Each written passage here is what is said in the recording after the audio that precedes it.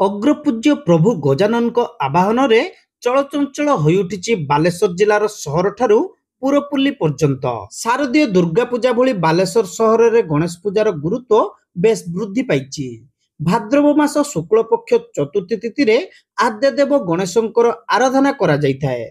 ସହରର ବିଭିନ୍ନ କ୍ଲବର ପୂଜା ମଣ୍ଡପରେ ସୁଉଚ୍ଚିତ ମୂର୍ତ୍ତି ଏବଂ ସାଜସଜ୍ଜା ଏହି ପୂଜାକୁ ବେଶ ଆକର୍ଷଣୀୟ କରିଛି। ବିଶେଷ କରି ସହରର ଫକୀରମୋହନ ଗଲ୍ଲୀର ଲରି କ୍ଲବ, ବାରବାଟୀର ଶ୍ରୀରାମ କ୍ଲବ ଓ ଯବାନ କ୍ଲବ, ମତିଗଞ୍ଜର ଡୁମ୍ କ୍ଲବ, ଜିଲ୍ଲା ସ୍କୁଲ ନିକଟସ୍ଥ ବିଘ୍ନରାଜ କ୍ଲବ ସହିତ କନଭେଣ୍ଟ ସ୍କୁଲ ସମ୍ମୁଖ ରାସ୍ତାରେ 40ରୁ ଅଧିକ କ୍ଲବ ପକ୍ଷରୁ ବେଶ ହର୍ଷ ଉଲ୍ଲାସରେ ଗଣେଶଙ୍କର ପୂଜା ପାଳିତ ହୋଇଯାଇଛି। ବଡ଼ ବଡ଼ ତୋରଣ ଏବଂ ରଙ୍ଗ ବେରଙ୍ଗର ଆଲୋକମାଳାରେ ଝଲସି ଉଠୁଛି ସାରା ସହର। ତେବେ ପ୍ରତିବର୍ଷ ଭଳି ଫକୀରମୋହନ ଗଲ୍ଲୀର ଲରି କ୍ଲବର ଗଣେଶ ପୂଜା ସ୍ୱତନ୍ତ୍ରତା ବଜାୟ ରଖି ଆସିଛି।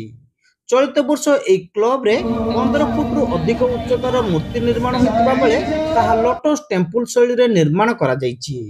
ପଶ୍ଚିମବଙ୍ଗର 15ରୁ ଅଧିକ କାରିଗର ଏହାକୁ ନିର୍ମାଣ କରିଛନ୍ତି। ଚଳିତ ବର୍ଷ ବାଲେଶ୍ୱର ସହର ସମେତ ଆଖପାଖ ଅଞ୍ଚଳରେ 150ରୁ ଅଧିକ ମଣ୍ଡପରେ ପ୍ରଭୁ ଗଣପତିଙ୍କର ପୂଜା କରାଯାଉଥିବା ପ୍ରଶାସନ ପକ୍ଷରୁ ସୂଚନା ମିଳିଛି। ବିଶେଷ କରି ମୁମ୍ବାଇ ଓ କଲିକତା ଡିଜାଇନର ମୂର୍ତ୍ତି, ବିଭିନ୍ନ ବେଶରେ ନିର୍ମିତ ଅତ୍ୟାଧୁନିକ ଡିଜାଇନର ମୂର୍ତ୍ତି ଶ୍ରଦ୍ଧାଳୁଙ୍କୁ ବିମୋହିତ କରୁଥିବା ଲକ୍ଷ୍ୟ କରାଯାଇଛି। ଦୀର୍ଘ 15ରୁ ଅଧିକ ବର୍ଷ ଧରି କନଭେଣ୍ଟ ସ୍କୁଲ ସମ୍ମୁଖ ଅଞ୍ଚଳରେ ଗଣେଶ ପୂଜାର ରହିଛି ଭିନ୍ନ ଏକ ଆକର୍ଷଣ।